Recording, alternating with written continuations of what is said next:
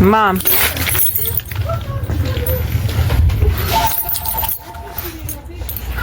She's trying on the shoes? Yeah, she's trying on now. She's sitting up here lollygagging when she could have been trying on. Who is lollygagging? You.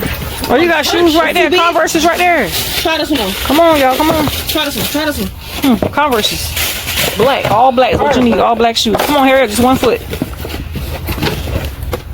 Because y'all got to get y'all hair done. So I got to go get y'all hair next. Them should fit perfect. Without, yeah, because you got to put on socks with them. Come on, man. Let me see. Let me see. Let me see. Put them up there. She don't want no shoe. They fit perfectly. Her foot right there. So Okay, she got all that room right there. She got to put on She put on socks. socks is gonna go right here.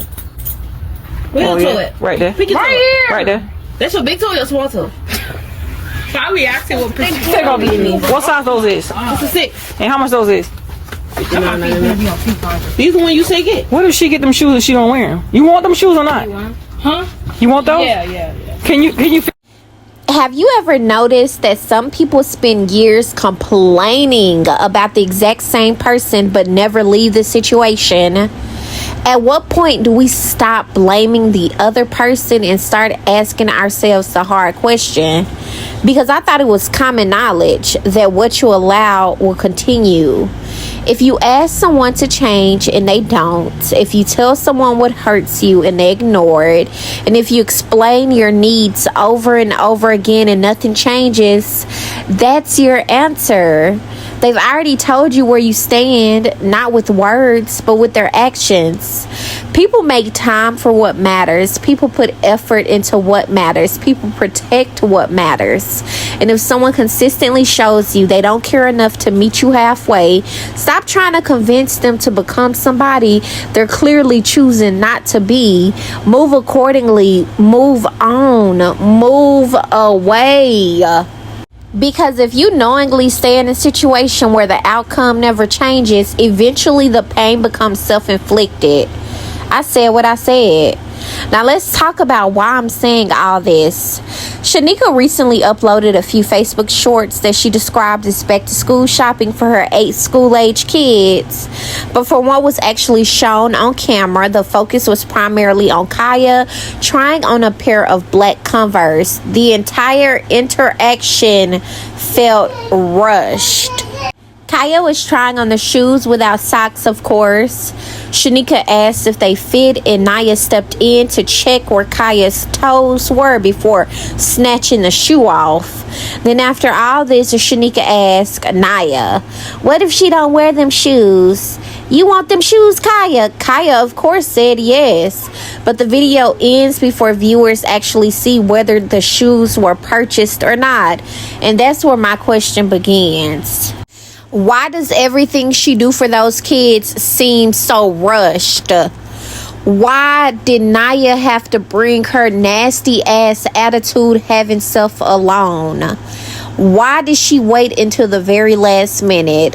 Why did Kaya have on a hood in 90-degree weather? And why are you posting these bootleg ass shorts thinking that people are going to praise you for it? Looks like you're doing the bare minimum, but we don't know, because we know that you're the type to purchase shit and return it or make a video about it and you never purchase it to begin with.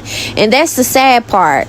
And when I said that people that be complaining and shit and stay in those situations, that at this point that hurt is self-inflicted, I'm talking about Naya and I'm talking about Colossal.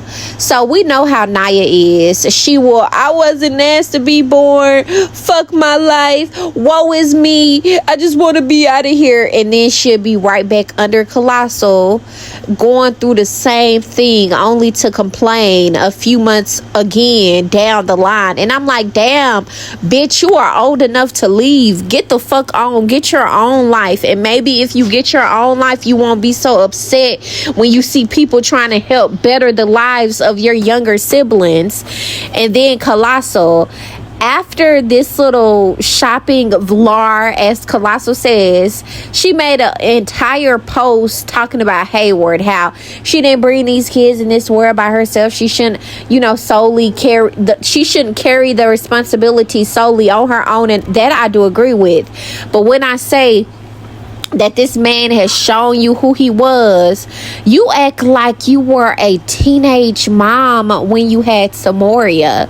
You already had 2 kids that you could not take care of, 2 kids that you had panhandling, 2 kids that you had raggedy, and then you ended up birthing Samoria. By the time you had Samoria, you were at least 26.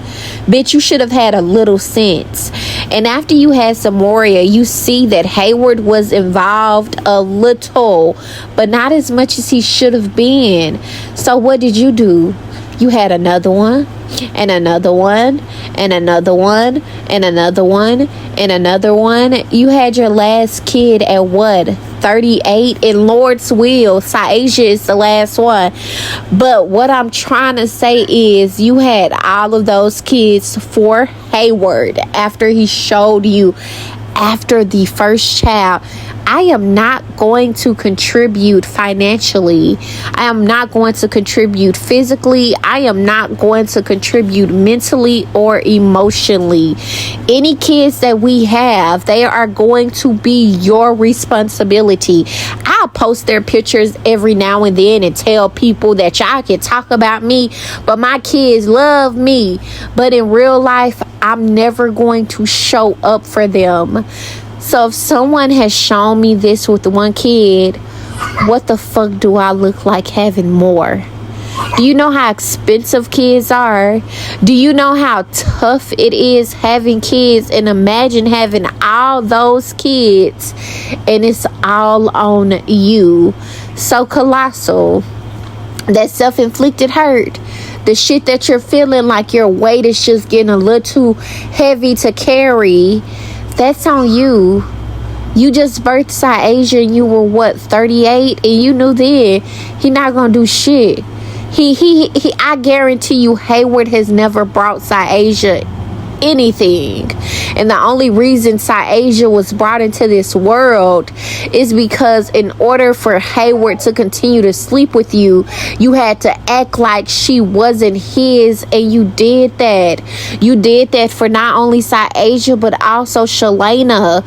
So you did this to your kids. This pain is self-inflicted. It fucking sucks because those kids deserve a mom and a father that actually loves them and wanted them, but you did this to them. So stop complaining about situations that you created. The only people that should be complaining in that haunted dungeon are those kids. They are the only ones that have the right to complain because they didn't ask for none of this sorry ass, sucker ass, loser ass, neglectful ass, corny ass shit you Hayward and Naya put them through. And next time, Naya, stay your funky ass at the haunted dungeon. Them kids can't never have a semi-good day when you and Colossal are together.